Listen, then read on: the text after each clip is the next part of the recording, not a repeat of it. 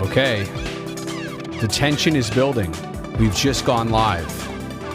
I was just telling our producer, Chelsea, who's over here, that I'm actually nervous in these moments of setting up a live stream. Like, way more nervous than actually starting a TV show. It's because I have to push all these buttons. Like, I have no help.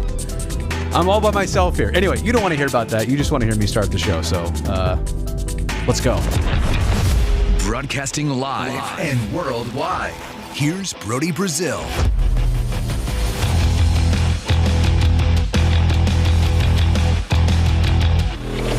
Welcome to Sharks Night Shift. I really feel like I should change that introduction. It's too long. There's too much of a build up there, and I'm pausing. I'm waiting for like the time to jump in. Anyway, you don't need to hear about that either. I've learned over the years to never be too critical about a win, right?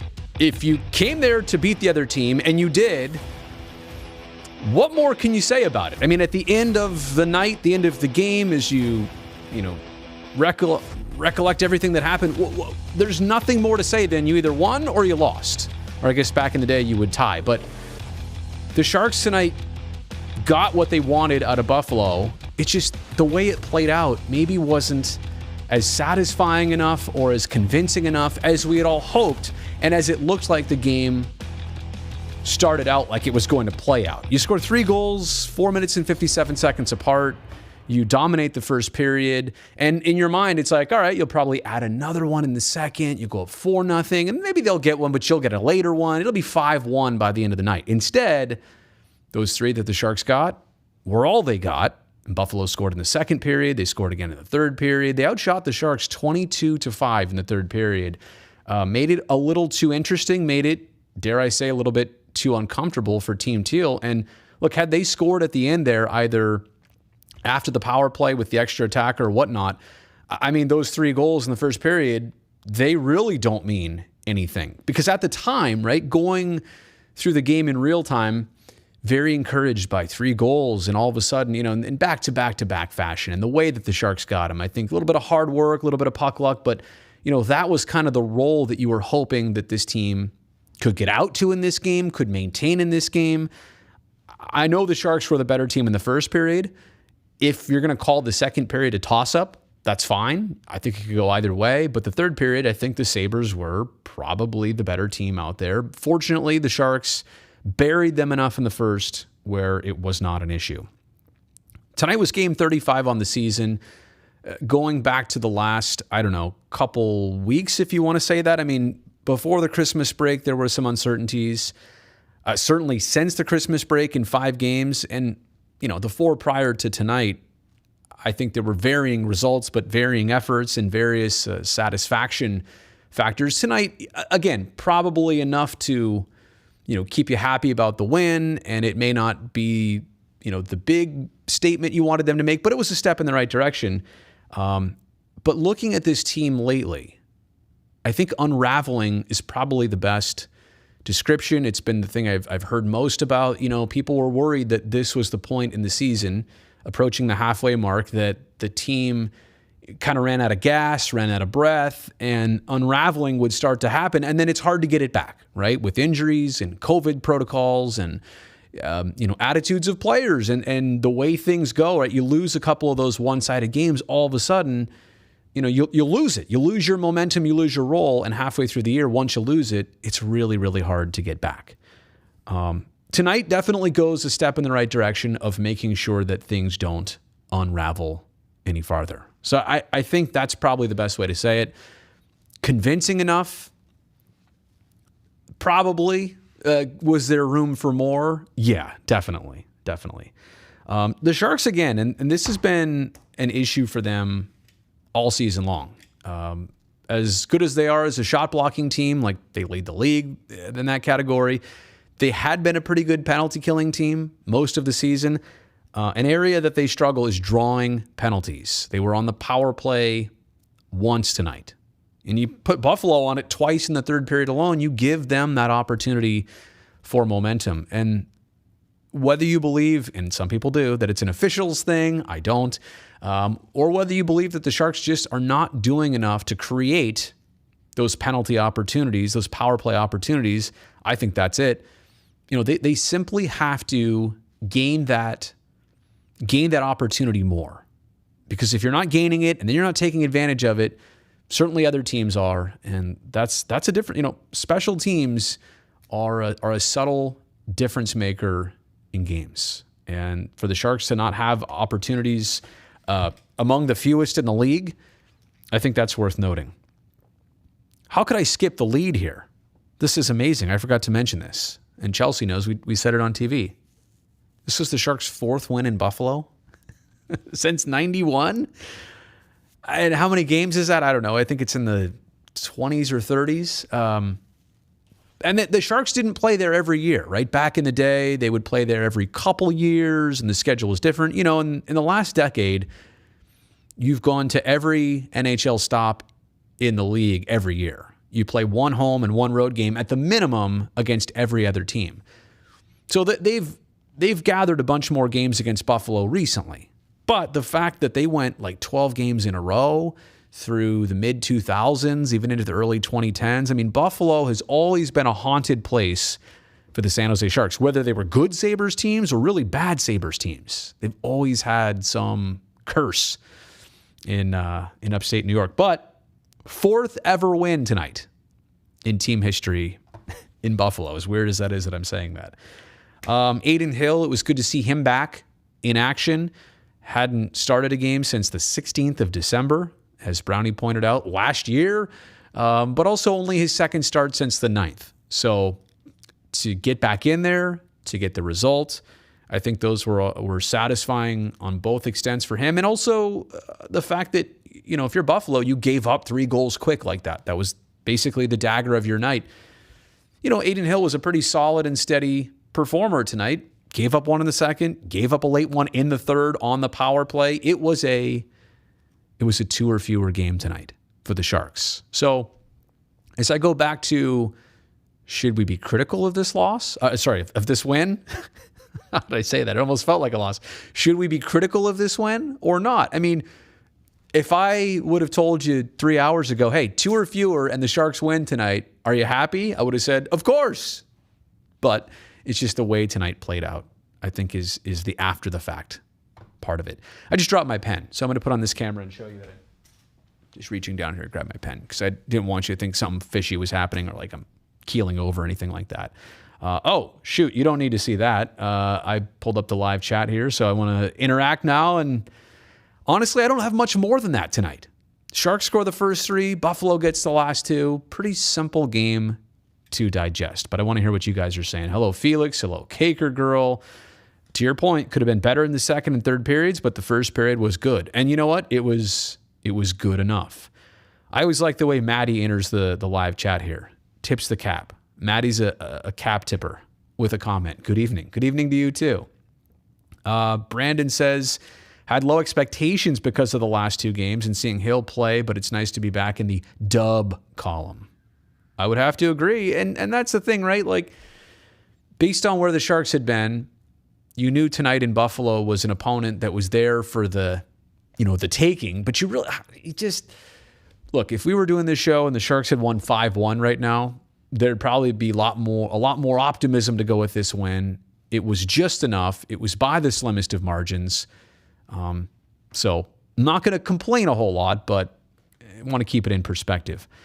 Hello, Brutus. Hill did pretty well, but still looking forward to see Sawchenko start one of these upcoming games. Yep. And depending on Reimer's status or, and Sawchenko only had, he's had his one NHL game where he came in to relieve Reimer in Pittsburgh. But I think a lot of it depends on how badly you want to give him that chance. What opponent do you think he'd go up against best? Do you want to get Hill another start? I mean, like after tonight, do you not want him to start? Not knowing Reimer's complete status makes it harder to figure out Sawchenko's opportunities. If you know Reimer where he's at, and I don't, but when the Sharks do, that'll make it more clear of like, all right, can Sawchenko get a start? But I agree. 20 saves on Saturday on 21 shots. It's encouraging, and especially the way that game was going. I always think of him in a situation like that as like being a fireman or fireperson. Like you're literally called to the scene of the fire. It's like, here, and it was a fire on the scoreboard against Pittsburgh. Go run in that burning building and go put this thing out. And like, honestly, that's pretty admirable. It's legitimately what he did. Tony says Mario Ferraro needs a pay raise and led the defense tonight. Hill's a butterfly flop style goalie. Weak when they shoot high. Let us see Sawchenko. And Tony, that has been a well-established thing with Adin Hill. We talked about it a lot, actually, during his last start in mid-December, that a lot of the goals, 5 of those, was it 4 goals scored against him in that Vancouver game? I think all 4 of them were up above his shoulders. So you do make a great point that we're revisiting here, is that, Hill, a lot of Hill's goals against this year have been up. Tougher to stop for him. Bugner's coaching is improving their chances. And let me just say this, Tony, a lot of people on the chat made this comment after the last game, or last 2 games and losses. Does Bugner still have these guys? Is this the right direction? How much of a leash does he get? And I'm telling you, I'm way far away from those thoughts and even considering those thoughts. Number one, I'll just repeat it again. He's been around for 3 seasons here, but didn't have a full first season. Took over in December. Season was over for the Sharks by March when the world shut down.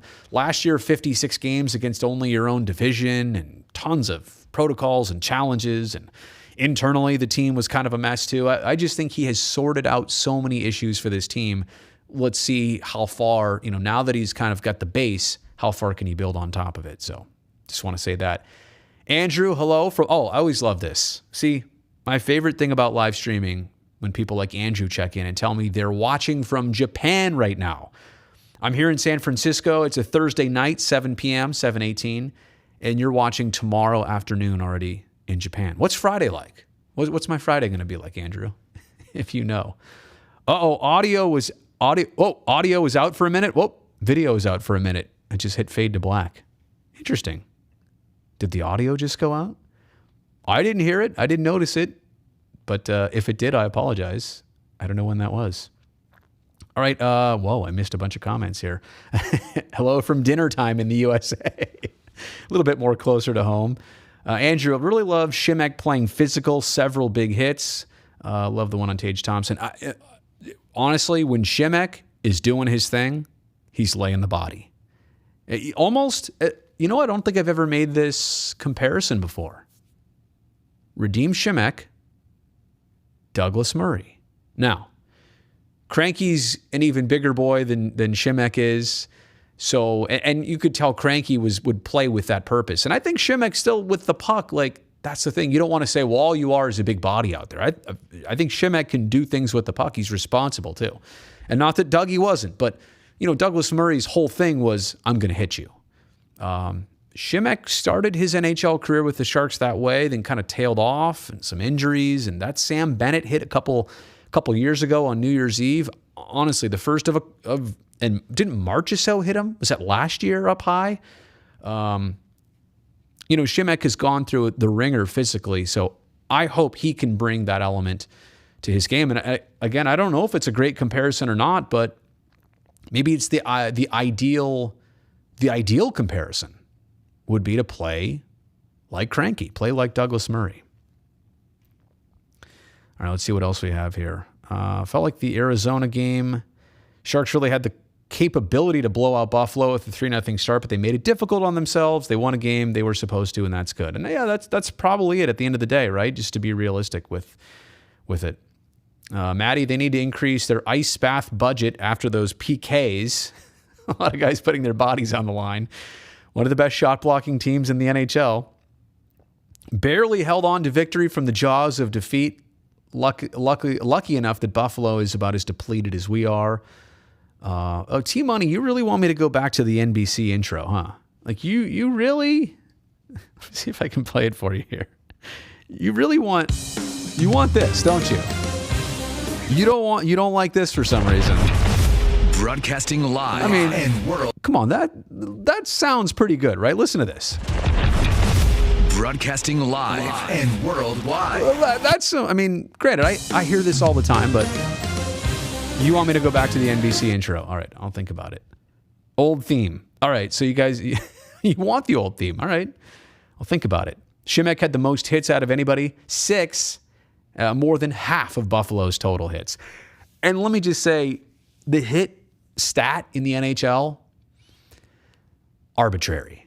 It's every night a different person is doing the stat. Does a hit mean that 2 players made contact? Does a hit mean that the puck changed possession from it? Does a hit mean that a player lost possession of the puck because of the hit? It's always up for debate. Some nights you look at, there's a total of like 12 hits by each team. Other nights it's like 40 hits to 32.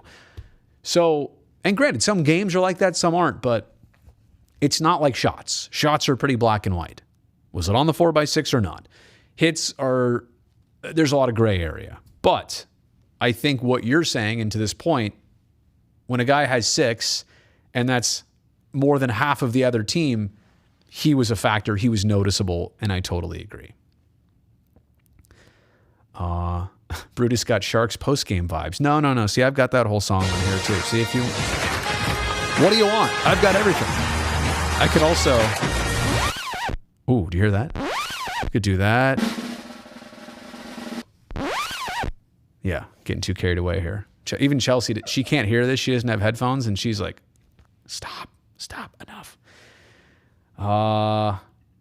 Sharks need to play for the full 60 minutes and not just for one period. And look, George, that's not, they didn't come in tonight and said, hey, boys, let's just mail it in after this 20. But you have to give Buffalo credit. Like, they're a bad team, but they're still an NHL team. They still have the character enough to put forth a comeback. You know, they did tonight what the Sharks have been doing, and a lot of their losses this year, not recently, but earlier on, is lose the game, but still at least make it convincing at the end that they put up a fight. Hello from Charlottetown, Prince Edward Isle, PEI. Wow, East Coast Shark Fan Club.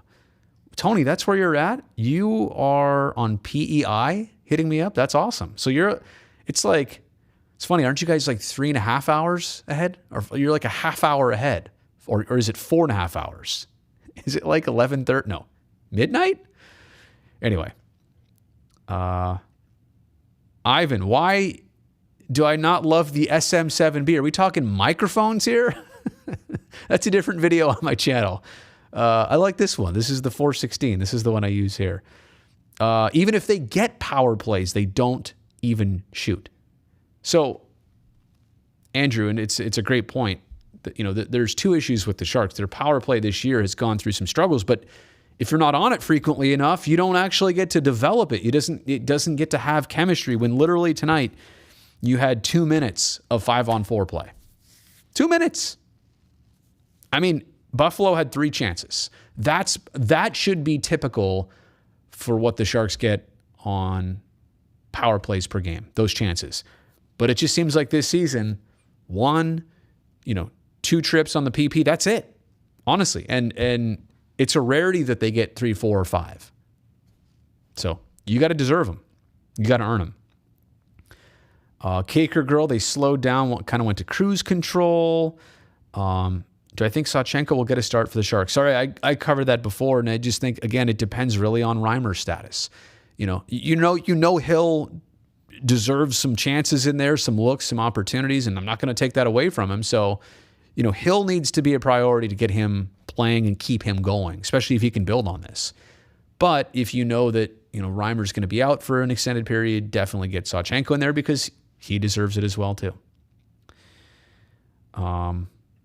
Christopher says, who cares if we drop power plays at this point? Well, what comes first, the horse or the cart? Like you have to earn those opportunities. You're playing the right way. Then you go capitalize on the power play. What I'm saying is by not getting the opportunities, you're not playing the right way. So you're right. Maybe you wouldn't score on the power play.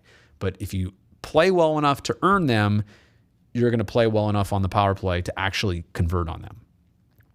Let's see what we got here.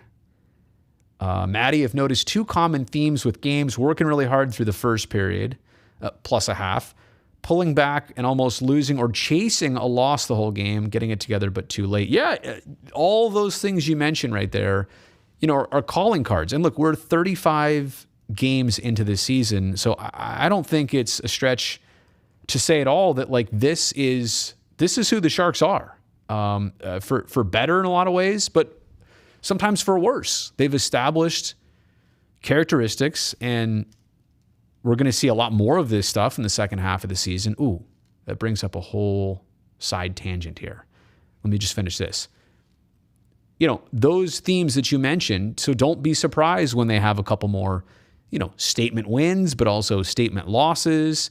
Certainly they've unraveled a bit. If that happens again, I wouldn't be surprised. I mean, at this point, what if the second half, they've played 35 games, 18, 16, and 1. What if the second half plays out in near identical fashion?